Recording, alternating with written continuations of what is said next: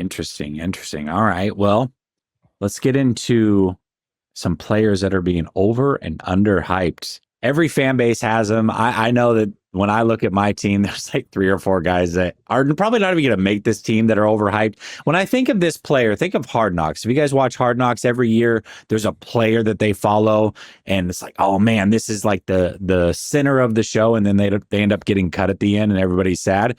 Who's that player for your team? Who's the player that's being overhyped? So Derek, I'm going to go to you.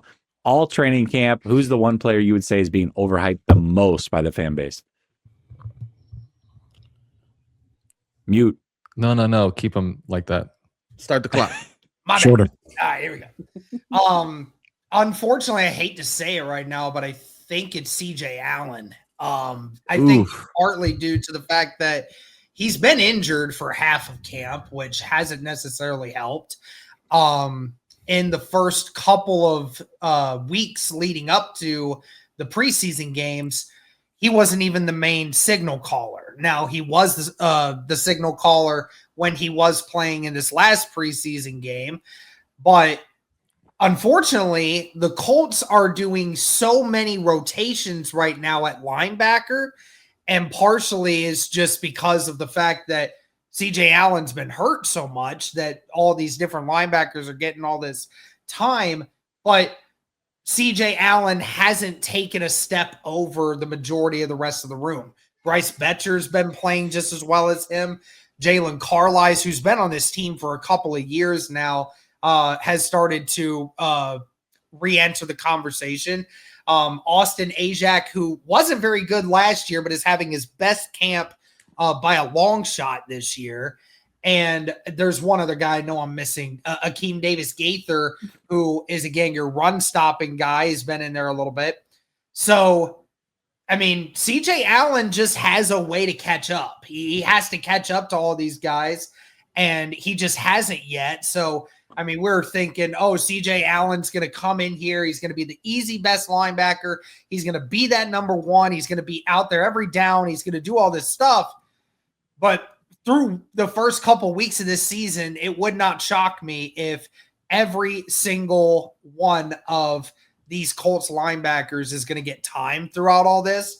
And CJ Allen will just have to get his moments and make them count. So right now, what we thought was going to be our number one linebacker, he may not be at the start of this season. Second round pick. I know a lot of people had him as even a first rounder. Is like the best linebacker in the draft. So you guys got him. I'm sure you felt really good about getting him almost as a steal in the draft in the second round. But yeah, the fact that he's not showing up, always a disappointment. But he's young. He's a rookie. Things can change very, very quickly. All right, Mike, talk to me about a player who is being overhyped by the Titans fan base. I think right now it's kind of a 50-50 split, but I'm going to come to his defense, but I'm also going to be a little critical at this juncture. I think Cornell Tate's being overhyped right now, but I genuinely feel like it's for the wrong reasons. The guy right now, I'm not expecting a lot out of. I do think people want to see him have a breakaway play like he did at Ohio State, and I don't doubt that he has that ability to do it.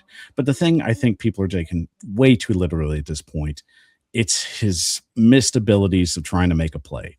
You know, some of these plays were out of his reach. A couple of them I feel were makeable, but realistically, I'm not expecting a lot out of him in preseason. So that's where my defense comes in. So looking at a list of just guys that got drafted in the first round, Travis Hunter, 2 of 2 out of the entire preseason. Tedero McMillan was 2 out of 7. Marvin Harrison Jr., 0 for 0. Roma Dunstay, 1 for 3.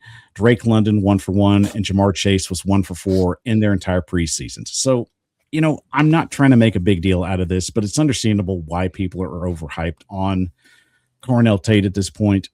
But at this point, I really just, it's a 50-50 split. I'm not going to expect a lot out of him at this point, but I understand why people want to see his big playmaking ability, especially being drafted in the 4th round.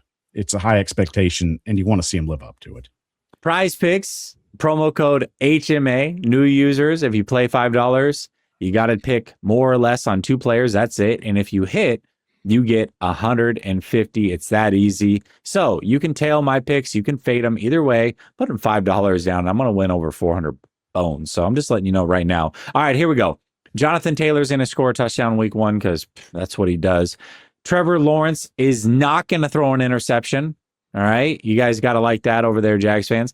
Cam Ward is going to throw for more than 190.5 passing yards. I don't care about his preseason numbers. This man's going to ball in week 1. And Danielle Hunter also going to have a very good game, Ruben. I promise. He's just not going to have more than a half a sack. That's all I'm saying. But he'll be a menace. All right. So there we go. There's the picks for week 1. You can tail it, you can fade it, but either way, use promo code HMA. And that brings me to RotoWire. If you use the link in the description, promo code RTS, you get 25% off your first month, and your drafts should be right around the corner. I'll tell you what, if you got a crazy league, it's impossible to mock draft for. Most leagues are not standard anymore, and that's the only way that you can truly mock draft on some of the bigger, well-known sites where leagues are ran. RotoWire has got you covered. Just attach your league to it. All of your scoring systems, all of your keepers, everything gets linked right away, and you can mock draft as if the real thing is happening. And then you can take that strategy and you can parlay that over to your actual draft, so it helps keep you in line. Maybe you want to go aggressive early, but you want to be careful in the later rounds. You can do that. Maybe you want to go aggressive late and be careful early. Either way, whatever that strategy is, RotoWire's got you covered. They will keep you in line with the players you should draft, pick in and pick out. I've been with RotoWire for many, many years. I've won a lot of leagues.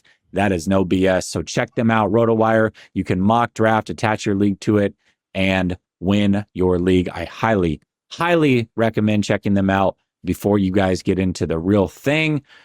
Yeah, I get it. You know, I remember, who was it? I think it was Jamar Chase when he came out, and how bad he looked early on in his career. And then it was like he had made the comment of, oh, it's hard to getting used to catching footballs without stripes on him. And everybody's going, oh, gosh, this guy's going to be a bust. And then he just balled all the way out. Carnell Tate might fall into that same category. It is preseason, but a lot of it's predicated on the quarterback as well. You know, can they get on the same page? So curious to see how that whole thing plays out. But yeah, early returns, certainly. I totally understand it. All right, Dalton, who's a player who's being overhyped for your Jags? Yeah, people aren't going to like this one because he is, you know, the fan favorite. But I would probably say Joey Aguilar, the Jaguars' undrafted rookie free agent quarterback. And I only say that because, I mean, he's had a tremendous preseason. He's totaled through 2 games. He's 10 for 11 through the air with 170, I think, 4 passing yards, 1 touchdown, 0 interceptions. I mean, only 1 incompletion. But I only say him because a lot of Jaguar fans don't like Nick Mullins as quarterback too, and they think, okay, this guy will be able to step in there and he should be quarterback too. We should cut Nick Mullins. But, you know, a lot of what Joey Aguilar does is, you know, kind of rolling out and in really clean pockets. Like, we haven't really seen how he can, you know, really go through his reads and develop down the field. And a lot of that guys that he has thrown to have been wide open. But I say he's overhyped because people legitimately think he should be the quarterback too. And while I do like him, while I do think, you know, he should be the top guy on a practice squad, I just don't think that he is quarterback 2 material just yet. All right. That's totally fair. Totally fair. Pump the brakes on him being quarterback 2. What about you, Ruben, for the Texans? Who's being overhyped?